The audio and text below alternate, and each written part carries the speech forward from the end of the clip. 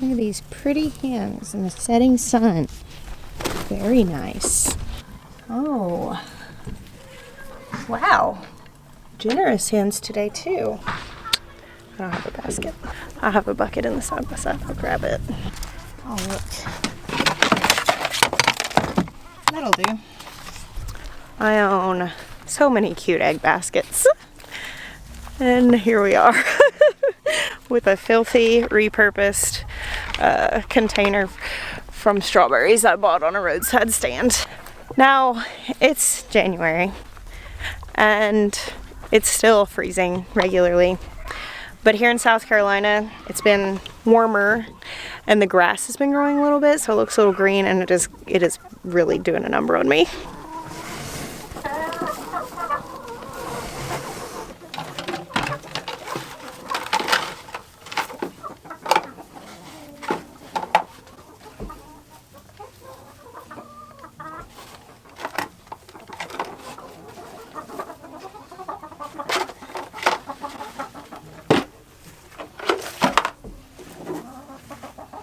Look at those. That's beautiful.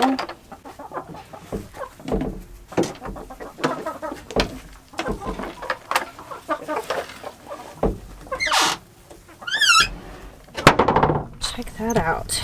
15 eggs today. That's just from this coop. These are my spring hens, so they are coming up on a year old. These are the ones I got from Murray McMurray hatchery last year that I mostly got colorful egg layers. There are a couple brown egg layers in here and then some dark brown egg layers, so they're doing their job. What's up? Look, my friends just pulled in the driveway. What's up, guys? What's up? I was just out here admiring my chickens as they glow in the golden light. Yeah, They are very, very beautiful. So majestic. This is Michael and Jess. And then these babies, you want to say? Oh, she's like ready for a close-up. You're having a good hair day. Yeah. Revy? She's looking good. They are glowing right now, I though. know, isn't it magical? So you guys are getting chicken soon. Yes. We That's are. true. That's Getting right. ready. Yeah, you've been building What are we the coop? doing? March or April? Yeah. Is that what we're going to do? Yeah. Yes. Awesome. I think I'm going to have to do a little bit higher of a fence. I think. You can clip their feathers. Okay. If you clip their feathers, they won't fly over the fence. Heck yeah. That's electrified, but they stay in because their feathers are clipped. Yeah, that's what we're doing. Awesome. All It's right. fun. Well, I did the interior. I actually did the interior of the treehouse. Oh, Yeah. So That's that what was you've been like working one on? of the last videos. Yep. very So cool. that was fun. And then she did a You gotta project. see our treehouse, Which was because the fun. treehouse Y'all have the best cool treehouse, huh? So Well, awesome. Well, we're competing. Oh, I'm not competing. I'm not a competitive person. It makes me nervous. We're competing. Oh, And I see him over there. Yeah, they're out there. He knows, like, I'm totally coming to like scope out his treehouse.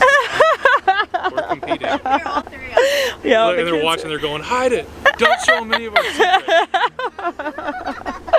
I love you guys. I'm gonna finish this. I'll see. Are y'all getting All right. milk? Yes. All right, I'll see you. So Michael and Jess live down the road from us here, and he built this really cool tree house at their property. He's been working on it for a while, since long before we started ours. And I actually encouraged him to share. He had said he had thought about doing YouTube, and I totally was like, you totally should. I think documenting and opening your life up for people to encourage them is always, there's so much value in it. And so they've been sharing their treehouse, but he's been working on building a chicken coop, and they're gonna get some chickens from us in the spring, because we're actually gonna order some more chicks. Michael's been telling Jeremiah, they've been like, whoa, they're in the treehouse competition. It's so funny because they both built amazing treehouses. Obviously, it's not really a competition. You can see me, I'm the peacemaker.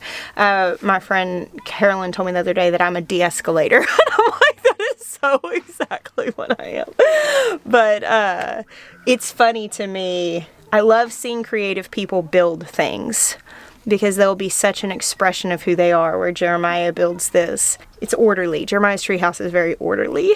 It's very exact. And that is so his personality. Whereas Michael builds this really cool artistic treehouse built on this big boulder. And I just love that. I think that we should all have our wonderful expressions. But back to talking about these beautiful chicken eggs in this dirty container. See, we moved the chickens onto fresh grass. And so we were having really muddy eggs, and now they're perfectly clean, and I'm putting them in a dirty container, and I have paint on my hands from playing with the kids. So, but look at these.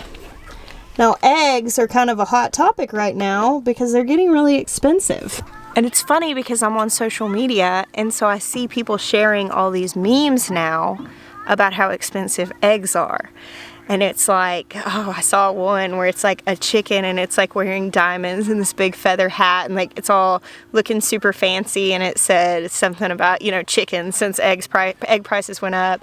And then I saw another one, a picture of eggs that says "will trade for Jeep" or something like that, like a vehicle, and it says, "Don't lowball me, I know what I got." And like, it's, you know, people are making light of the fact, but honestly, like $5 for just a plain old dozen eggs is pretty intense. I mean, that it used to be, if you were trying to eat real food, eggs were something that was kind of an affordable way to do that. And $5 for a dozen is very expensive. I mean, I know I have a 17-year-old son. The kid can decimate some eggs, and I let him because obviously we have so many. So a lot of people are looking into getting into chickens right now, and I have seen some people say that they don't think that it's necessarily cost effective whenever you consider feed.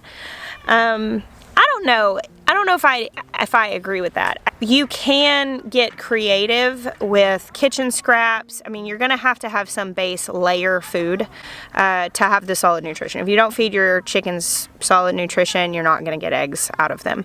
So having some sort of layer food, pellet, something rounded. But you can actually round that out and give them that plus kitchen scraps. And I find that if you're able to do something like a mobile coop with a net that you can move, or if you're able to free range your chickens in kind of a larger space, that I think that you can keep a manageable chicken flock for the cost of eggs, especially considering what they cost now. Big issue is that you don't get carried away. We have as many chickens as we have because, one, we use them in our gardens. We want to be able to run them behind our cows in rotational grazing. We've done that in some places to use them to cut down on the fly population. So we're using them in other facets of the farm. Of course, they get lots of the kitchen scraps. They go to the chickens or the pigs. But we're getting really more eggs than we can use, and we're keeping a larger chicken flock because we consider the fact that we do YouTube, and essentially our farm, we get paid for our farm by sharing the education. We use that as an opportunity to keep more than we need so we can bless other people. So that's kind of our mindset. But you really don't have to have a large chicken flock to have enough eggs for a family. If you have 7 to 10, maybe that gives you a little bit of leeway.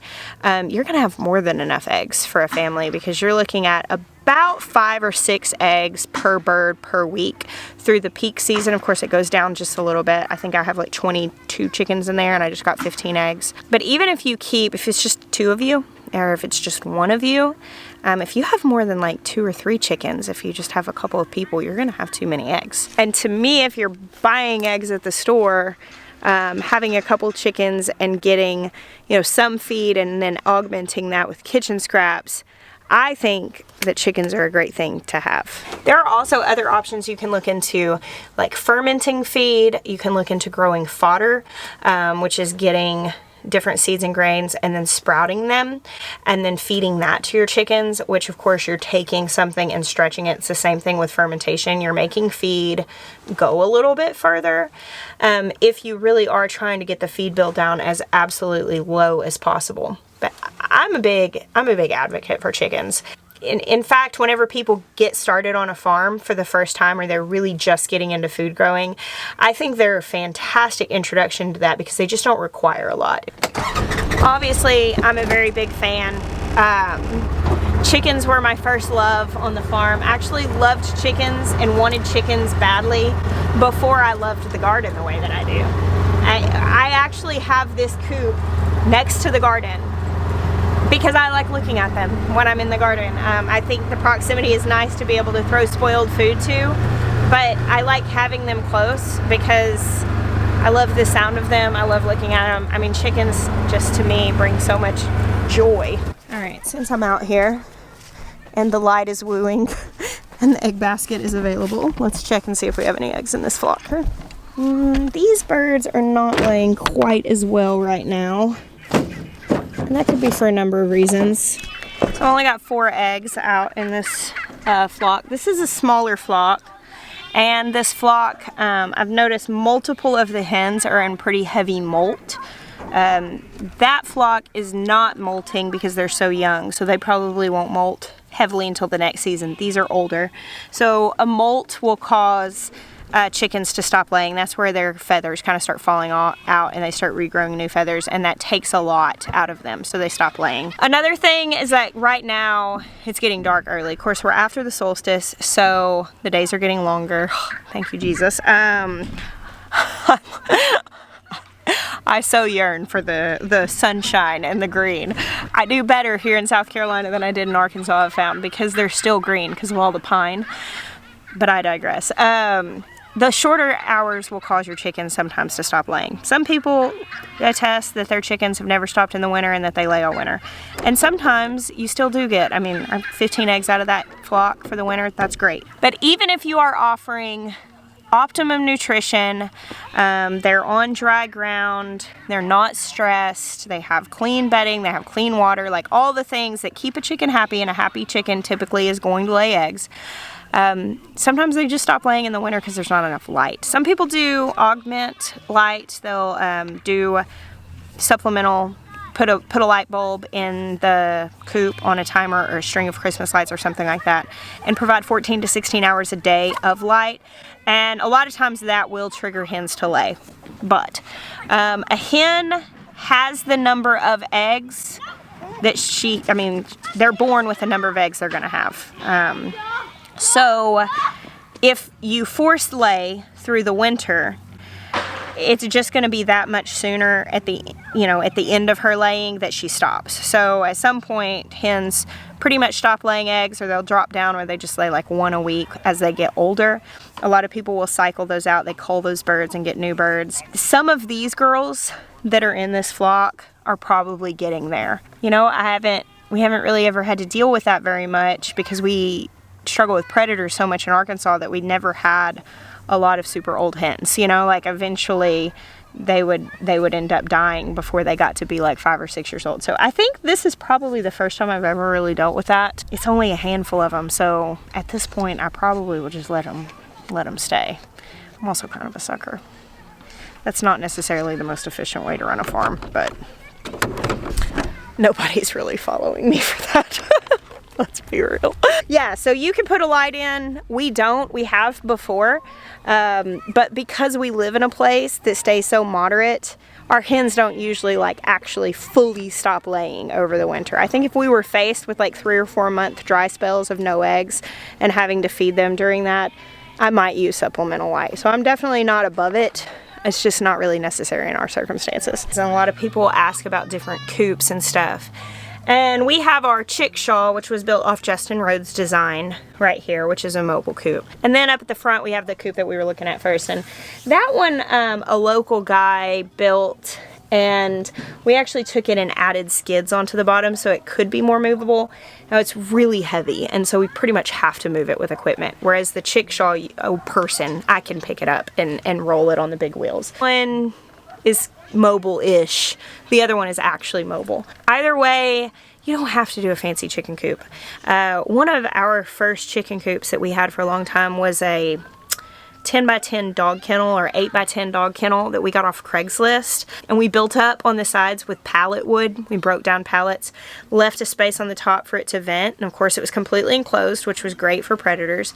And then we ended up doing like an actual tin roof over the top of it eventually, but when we started it just had a tarp over it.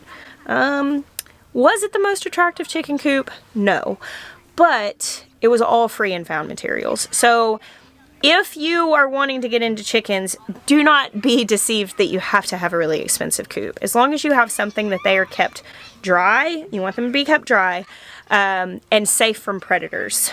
That is really all you have to do. And another thing, like, you know, we do the electric netting. Ours is Gallagher. It comes with a solar panel. We like that because we can run it out here in these fields without having to run any sort of wires. And actually, if you live in a high predator area, I've heard a lot of people say, well, I try to keep chickens, but I lost them all to predators. Those electric nettings, that makes a really big difference on predators because it keeps the chickens in, but it also primarily keeps the predators out. Since we started keeping chickens out in the field like this, we haven't lost a single chicken to a predator that was in one of those that netting. Now, we've lost some chickens to predators that have gotten out and been wandering around. But out in the field, birds of prey don't swoop down because they don't want to get tangled. And then we have raccoons and possums, we have foxes, and they leave them alone because to attempt to eat my chickens would be a shocking experience for them. But I'll be here all night. Actually, as it turns out, I won't be here all night. I'm gonna end this video because my kids are crying for me. Thank you guys for hanging out with me today. I bless you. Until next time.